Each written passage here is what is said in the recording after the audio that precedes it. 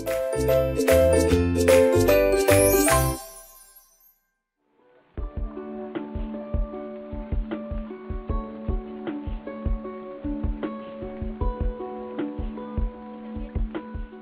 siang semua teman-teman yang ada di rumah dan dimanapun berada. Kali ini saya akan membawakan acara yang sangat luar biasa, yaitu podcast Ngobrol Santai, Ngobrol Sederhana bersama 3 guru hebat SRB.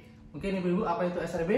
Sahabat Rumah Belajar. Sahabat Rumah Belajar Kabupaten Buleleng tahun 2022. Nah, di samping kanan saya ada 3 guru hebat, seorang ibu-ibu dari SMA Negeri 2 Banjar.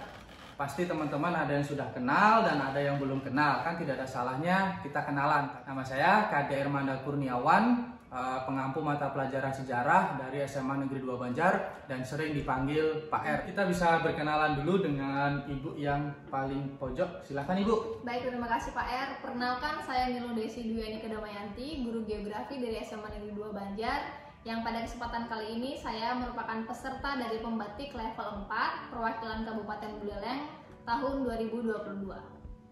Baik, terima kasih Pak R. Perkenalkan, nama saya Siti Hajaria, guru geografi dari SMA Negeri 2 Banjar. Sama dengan Bu Desi, saya juga sahabat rumah belajar dari Kabupaten Buleleng. Ibu. Ya, terima kasih. Perkenalkan, nama saya Loputu Yunisudiarini, guru fisika di SMA Negeri 2 Banjar. Sahabat rumah belajar Provinsi Bali tahun 2022 juga. Nah, terima kasih. Kita sudah kenalan dengan 3 guru hebat. Tadi saya mendengar dari Bu Desi adalah level 4. Yeah. Level 4 dan sudah masuk 30 besar. Yeah, 30 benar. besar se-Provinsi Bali. Itu sangat membanggakan. Saya ucapkan selamat. Satu Provinsi Bali dan 3 guru hebat ini sudah masuk 30 besar. Dan SMA 2 Banjar yang sudah masuk 30 besar adalah 3 guru. Nah, teman-teman, kali ini untuk mengobati rasa penasaran saya dan rasa penasaran teman-teman, saya ingin melakukan podcast Ngobrol Santai, Ngobrol Sederhana, tapi tidak sekaligus berempat. Saya ingin ngobrol secara mandiri atau secara bergiliran. Nah, seperti apa podcast yang akan saya lakukan bersama 3 guru hebat ini? Tetap saksikan dan tetap semangat mengikuti obrolan kita yang santai, sederhana, dan pastinya bermanfaat. Terima kasih. Selamat siang semuanya. Kali ini saya bersama guru hebat, salah satu guru hebat di SMA Negeri 2 Banjar. Bagaimana kabarnya Bu Desi? Astungkara sehat dan baik Pak Ermanda. Pak Ermanda gimana kabarnya Pak? Astungkara, kabar saya juga baik dan tetap semangat. Nah, Ya, semangat. saya mendengar Bu Desi ini sudah mencapai level 4 di pembatik dan masuk 30 besar se-Provinsi Bali. Iya, Nah, benar. yang membuat saya penasaran begini Bu, apa sih praktik baik yang sudah Ibu Desi lakukan? Oke, baik, terima kasih Pak R. Namun sebelumnya mungkin saya boleh cerita sedikit kalau di sini yang lolos tidak hanya saya sendiri dari sekolah kita, tapi ada Ibu Siti dan juga Ibu Yuni yang sama-sama berjuang kita dari level 1. Dan mungkin kami bertiga menyampaikan inovasi pembelajaran yang berbeda. Untuk inovasi pembelajaran saya itu saya beri nama berkalibrasi. Berkalibrasi. Iya, berbasis proyek dengan nilai kearifan lokal dalam pembelajaran berdiferensiasi. Jadi berkalibrasi itu suatu singkatan ya? Iya, benar singkatan. Jadi pada dasarnya menggunakan pembelajaran berdiferensiasi dengan penerapan project based learning itu sendiri dengan mengangkat nilai kearifan lokal seperti itu Pak. Bagaimana sih proses yang sudah Ibu Desi terapkan di kelas tuh? Praktik baiknya gimana sih prosesnya? Saya masih penasaran Oke, ini. baik. Berkaitan dengan berkalibrasi ini sebenarnya kita mengangkat konsep utama dari berdiferensiasi sebagai ciri khas dari implementasi kurikulum Merdeka. Oh ya. Jadi ada 3 aspek utama yang saya terapkan, yaitu diferensiasi pada konten, proses, dan juga produk itu sendiri. Konten, proses, dan produk. Iya, dan tentunya menggunakan TIK serta portal Rumah Belajar dan Merdeka Mengajar. Keren. Iya, jadi mungkin saya ceritanya sedikit lebih banyak ya Pak Era Oke, tentang silakan. implementasi ini. Sangat bagus. Iya, pada diferensiasi konten itu kita lebih berfokus kepada siswa, karena kita harus mengingat bahwa pada IKM implementasi kurikulum Merdeka kita harus student center. Student center berpusat pada siswa. Jadi kita harus tahu dulu siswa kita seperti apa sih, sehingga siswa dikategorikan sebagai konten dari pembelajaran itu sendiri. Setelah kita tahu siswa itu memiliki keragaman dalam segi kemampuan, baik kognitif dan non-kognitif, kemudian kita berikan mereka perlakuan yang beragam juga dalam diferensiasi prosesnya. Di situ jadi saya tidak memberlakukan proses belajar yang sama kepada setiap siswa, tapi menyesuaikan dengan gaya belajar mereka, kemampuan akademik mereka, minat mereka, dan juga kesiapan belajar mereka sendiri. Seperti itu. Berarti siswa yang berbeda, satu kelas ada siswa yang berbeda, perlakuannya pun juga berbeda. Benar sekali. Jadi mereka di sana diberikan kebebasan untuk mengeksplor, menggali kemampuan dirinya seperti itu, dan mengenal juga. Belum tentu semua siswa, oh ternyata saya sukanya di bidang ini, belum tentu tahu kan Pak? Belum tentu tahu dia dengan dirinya sendiri. Iya, maka dari itu kita beri kesempatan untuk menggali kemampuan dirinya dia sendiri. Setelah nanti di proses ini kita benar-benar mengaplikasikan TIK itu sendiri. Kita menggunakan laptop, menggunakan HP juga. Walaupun sekolah mungkin membatasi untuk penggunaan itu, laptop kita usahakan untuk ada dengan meminjam dari rekan kerja yang lain. HP mungkin bisa digunakan di rumah. Jadi belajarnya juga tidak hanya di sekolah saja, tetapi didukung juga dengan aktivitas yang di rumah, seperti itu. Kemudian dari proses yang kita lakukan, dari proses pencarian data dulu, karena project based learning, data itu mereka cari nggak hanya di buku paket. Oh, keren. Ya, keren. di situ kita tonjolkan TIK-nya. Mereka mulai menggunakan teknologi, entah itu dengan searching di Google misalnya seperti itu, tapi ada poin penekanan baru yang saya berikan.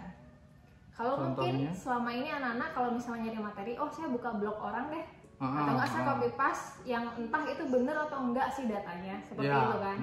Nah dalam hal ini saya mengenalkan kepada mereka, ini ada sebuah portal resmi yang dimiliki oleh pemerintah, contohnya seperti portal Rumah Belajar, Merdeka Mengajar, ada juga portal milik kementerian, yaitu Kementerian ESDM, kemudian Kementerian Kelautan dan Perikanan, BPS, Badan Pusat Statistik.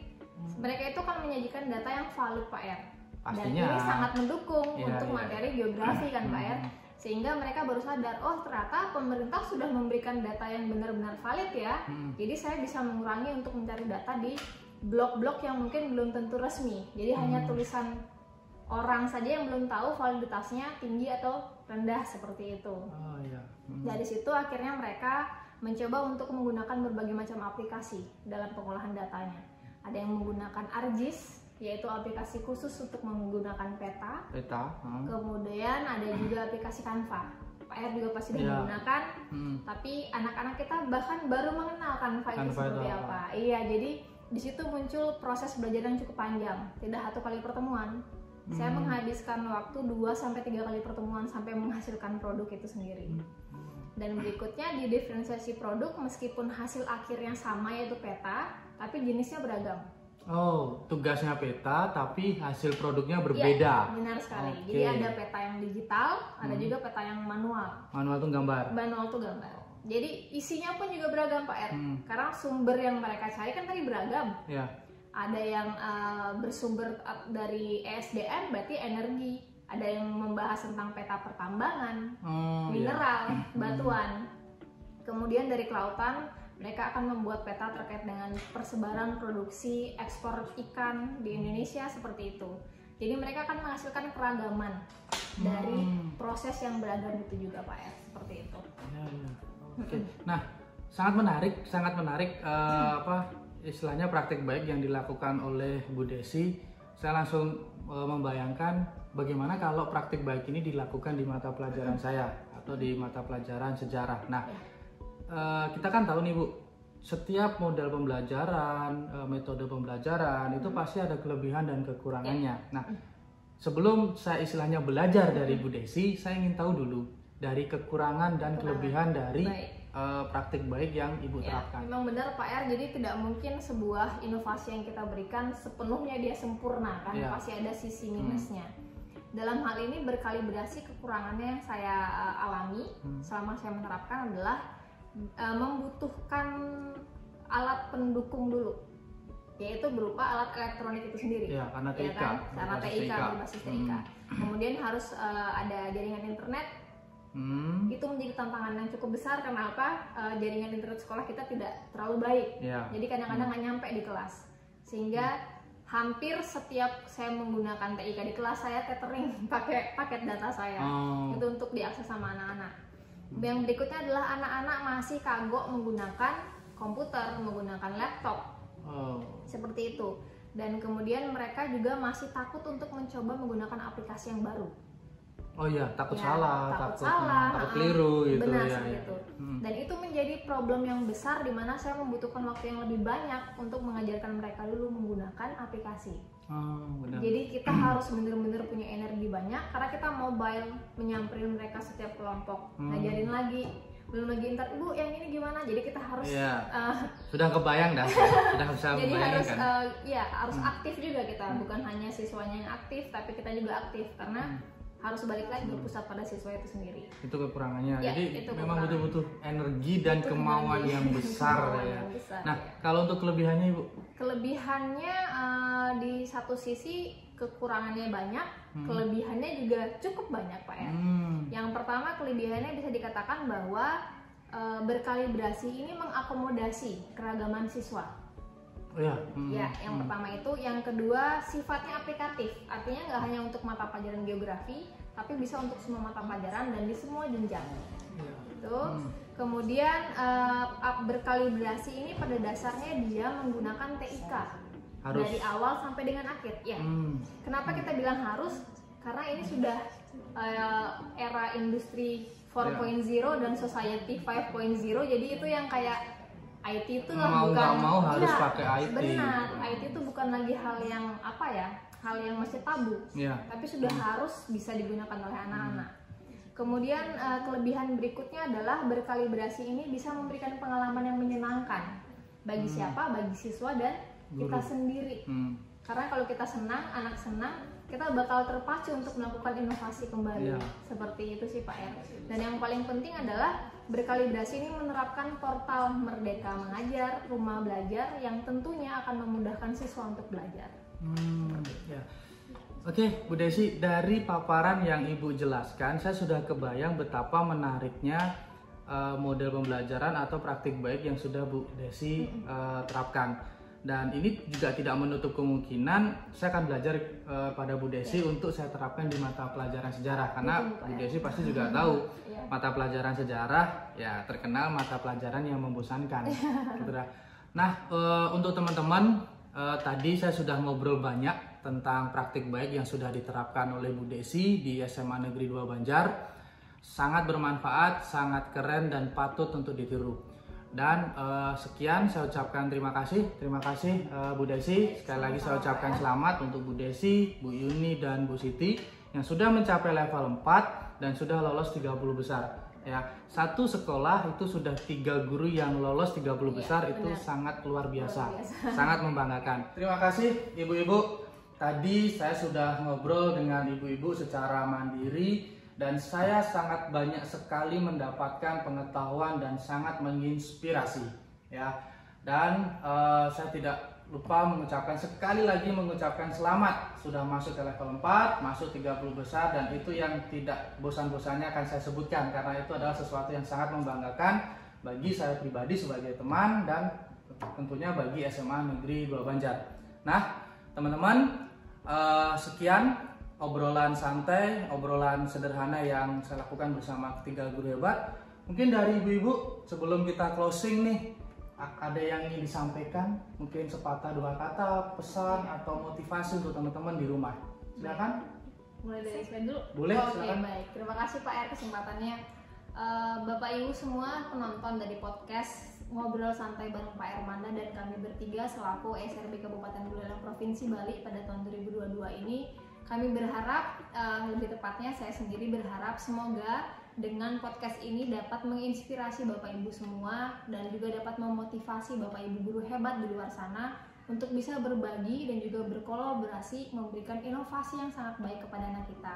Karena bagaimanapun juga anak kita merupakan anak-anak yang memang memerlukan akomodasi dan juga fasilitas yang sangat penting dalam kegiatan pembelajaran.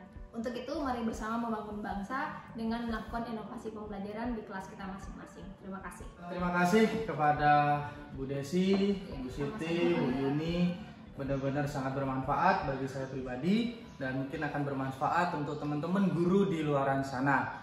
Oke, teman-teman, apabila saya pribadi dan teman-teman memiliki kesalahan dari segi ucapan, perilaku, kami minta maaf. Terima kasih sudah menyaksikan podcast kami, yaitu podcast santai, podcast sederhana bersama 3 guru hebat. Tidak lupa Kak, saya ucapkan terima kasih dan selamat siang. Salam Rumah Belajar.